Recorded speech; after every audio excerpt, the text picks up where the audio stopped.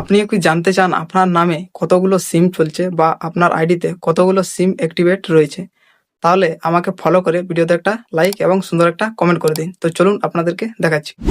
ওকে, তো এর জন্য সবার প্রথমে আপনি গুগল ক্রোম ব্রাউজারটি ওপেন করবেন। ওপেন করার পর এখানে সার্চে ক্লিক করবেন। এখানে সার্চে ট্যাপকপ লিখে সার্চ করবেন। করার পর এখানে প্রথমে যে ওয়েবসাইটটা আসবে এখানে ক্লিক করবেন। ক্লিক করার পর এরকম আপনার সামনে একটা ইন্টারফেস চলে আসবে, ঠিক আছে? তো এখানে নিচের দিকে স্ক্রল করবেন এবং এখানে একটা অপশন দেখতে পাবেন 10 ডিজিট মোবাইল নাম্বার। তো এখানে আপনার মোবাইল নাম্বারটা দিয়ে দিতে হবে, ঠিক আছে? তো আপনার মোবাইল নাম্বারটা এখানে দিয়ে দেবেন।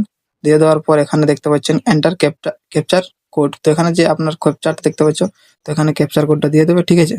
দিয়ে দেওয়ার পর এখানে আপনাদের ভ্যালিডেট ক্যাপচার, তো এখানে ক্লিক করবেন। ক্লিক করার সাথে সাথে আপনার মোবাইল নাম্বার একটা ওটিপি যাবে, তো ওটিপিটা এখানে দিয়ে দিতে হবে, ঠিক আছে?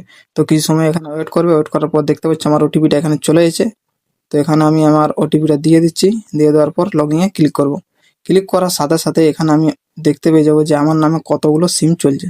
তো এখানে দেখতে পাচ্ছি আমার নামে 3টা সিম চলছে, ঠিক আছে? তো আপনার যদি এখানে সন্দেহ হয় যে কোনো আলাদা সিম, তো এখানে ক্লিক করবেন। তো রিপোর্ট করে দেবেন এখান থেকে, নট মাই নাম্বার এখানে ক্লিক করবেন। ক্লিক করার পর এখানে রিপোর্টে ক্লিক করে দিলে আপনার যে নাম্বারটা ওটা এখানে দেখতে পাচ্ছেন টেলিকম ডিপার্টমেন্ট থেকে আপনার নাম্বারটা কিন্তু এখানে রিমুভ করে দেওয়া হবে। তো যে নাম্বারটা আপনারা এখান থেকে দেখতে পাবেন যে এটা আপনার নয়, তো সেখান থেকে কিন্তু এটাতে ক্লিক করবেন এবং নট মাই নাম্বারে ক্লিক করবেন এবং এখানে রিপোর্ট করে দেবেন। তাহলে কিন্তু আপনার কাজটা হয়ে যাবে।